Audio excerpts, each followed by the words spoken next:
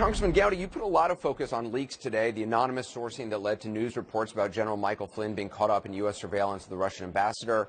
Can you clarify if you think that is as important, less important, or more important than the question of whether the Trump campaign coordinated with the Russian government or just Russia's role in trying to influence the election?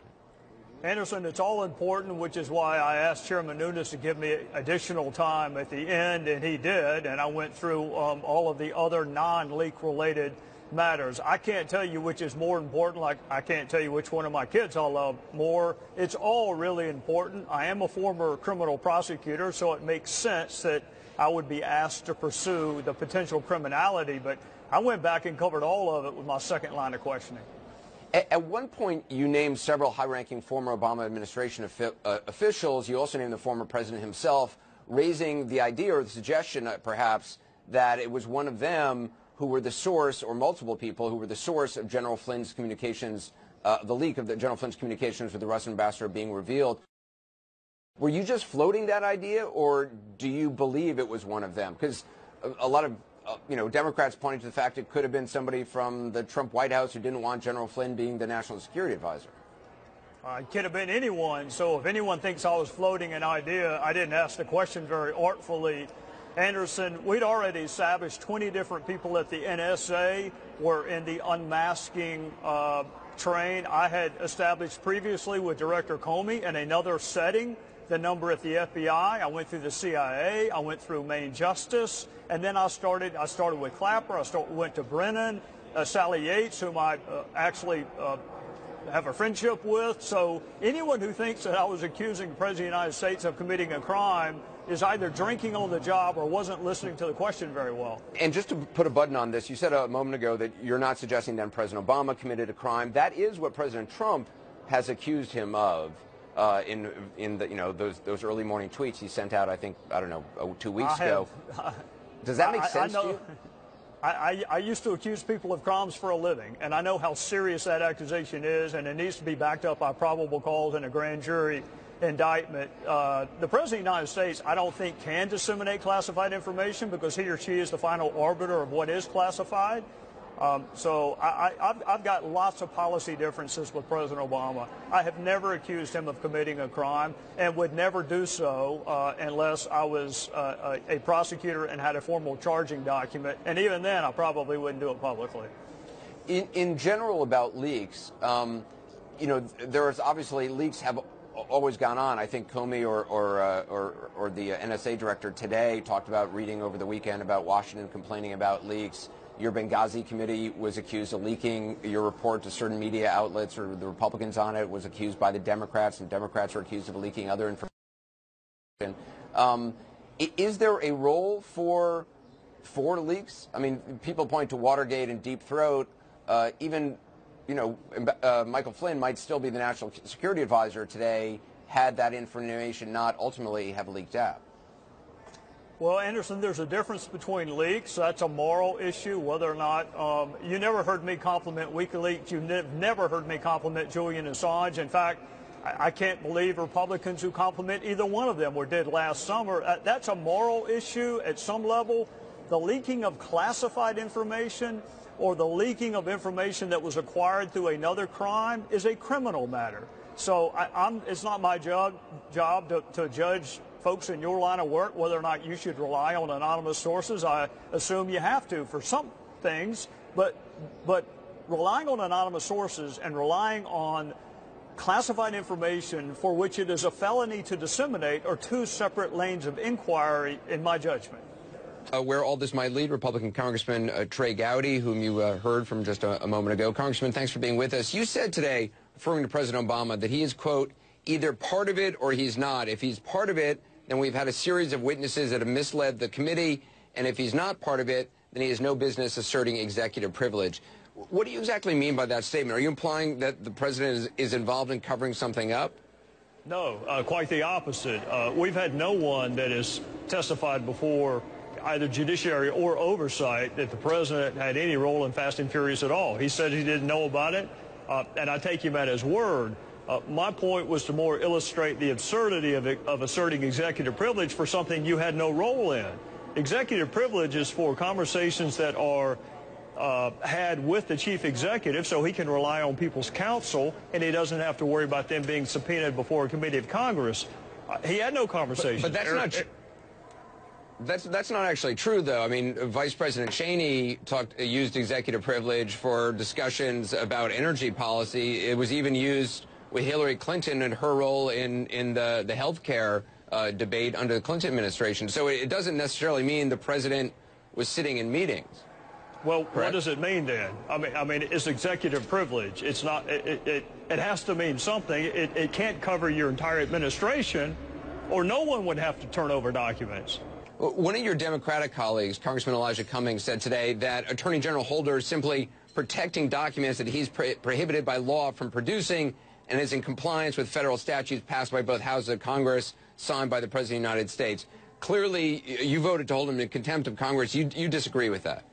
No, he's partially correct. I think the initial request was for wiretap applications, which Rule 6C of the Federal Rules of Criminal Procedure does not allow anyone to give to anyone who's not part of the investigation or the trial. So to the extent that the original request for documents was overly broad and included protected material, then Mr. Cummings is correct. Where he's not correct is after Chairman Issa narrowed the scope of documents to not include anything that was legally prohibited from being discovered, he's still not complying. What could possibly be protected about the drafting of a false letter to a committee of Congress? But back in the Bush administration, when Cheney was talking about executive privilege because of discussions on energy policy and discussions with people from outside the White House even, Republicans rallied around him and said it's legitimate. Democrats, I mean, it was very much a partisan issue, just as this is now.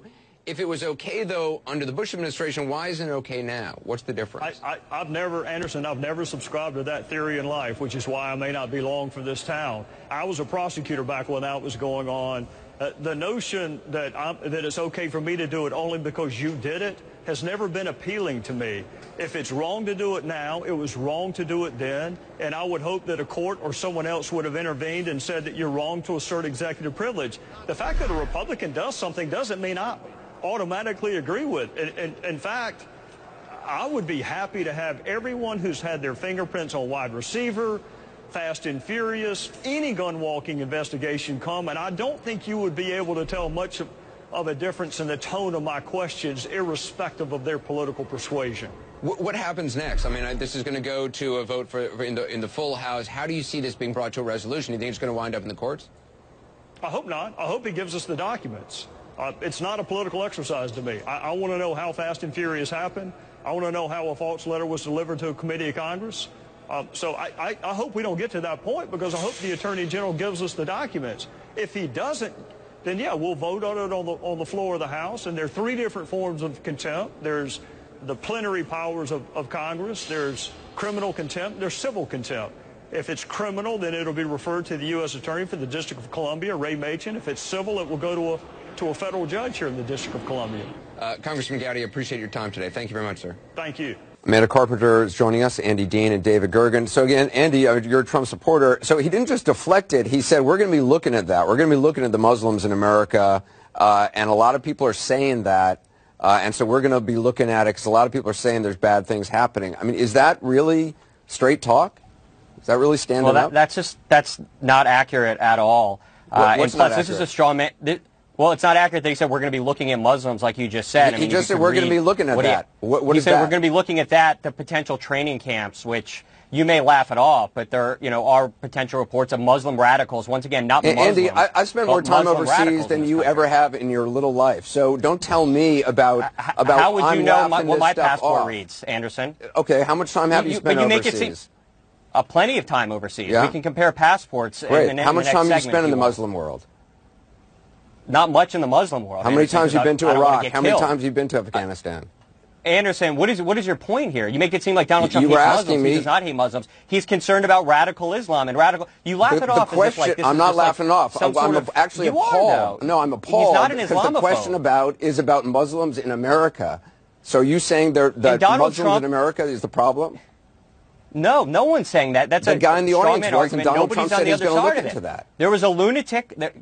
Anderson, could I have a moment here? There's a lunatic in the audience, and Donald Trump laughed off the crazy person. Donald Trump does not believe that Barack Obama is a Muslim. But if you look at his Mideast policy and the things that he's doing, like the Iran agreement, it puts all of us in danger. And that is very, very serious. Muslim radicals are a serious problem. Wait a second. Let's go back, Andy, just for a minute. Let me ask you about Lewandowski. Initially, your campaign said this never happened. There was no video of it. You came out and said you thought this person was perhaps making it up, this reporter. Lewandowski himself tweeted saying, I never met this reporter, I never touched this person. Now the video shows he clearly did touch this person. Well, whether or not you think it was battery or not. Touch. I don't know what touch means. Well, he said, I never touched this person. And then she says, oh, look at my arm. I mean, did he mislead you as well? Not at all. No, not at all. Look, I didn't know we had all these security cameras all over. By the time I found out, I said, well, this is really wonderful. This exonerates him totally.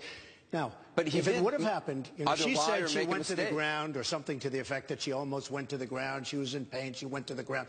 When she found out that there was a security camera and that they had her on tape, all of a sudden that story changed. No, that's not true. She says her story has remained exactly the same. She was knocked a little bit off. Can I read this to you then? Yeah, that she was knocked off balance, but she remained standing. Do you mind if I read you her statement? I mean, give me a break. You know, the problem is everybody dumps people when there's like a sign of political incorrectness. I'm just going to read, if I can find it. She said she was almost knocked off balance, but she said she was almost knocked off balance. Right, here's what she said. You want to read it or you want me to do it? You're a professional announcer. Why don't you read it? The bottom part. The bottom. Now, that's an exact quote from her prior to seeing the cameras, and now she says, oh, I better change my story, I guess. This quote says, I was jolted backwards. Someone had grabbed me tightly by the arm and yanked me down. I almost fell to the ground, but was able to maintain my balance nonetheless. I was shaken. Campaign managers aren't supposed to try to forcefully throw reporters to the ground. She did not go down to the ground. No, let me just say, okay, before she knows, folks, look, I'm a loyal person. I'm going to be loyal to the country. I'm going to be loyal to Wisconsin. We have to tell it like it is. It would be so easy for me to terminate this man, ruin his life, ruin his family. He's got 4 beautiful children in New Hampshire, ruin his whole everything, and say you're fired, okay? I fired many people, especially on The Apprentice. But look what she says, Michelle Fields, who, by the way, she's not a baby, okay? In her own words, exactly, I was jolted backwards. Well, she wasn't. I mean, she's standing there. Someone had grabbed me tightly by the arm, and yanked me down. She wasn't yanked down. She was like, she didn't even have any expression. If somebody in this audience gets whacked or gets hurt, including me, you get hit a little bit, you go, wow, there's no emotion. Okay, wait a minute. I almost fell to the ground. I almost fell to the ground. She didn't almost fall to the ground. He got in her way. And by the way, she was grabbing me. Am I supposed to press charges against her? Oh, my arm is hurting. Anderson, my arm is just killing me. It's never been the same. You've suggested you might. Excuse me. I didn't suggest. Well, yeah, you did. I tweeted. No, I tweeted.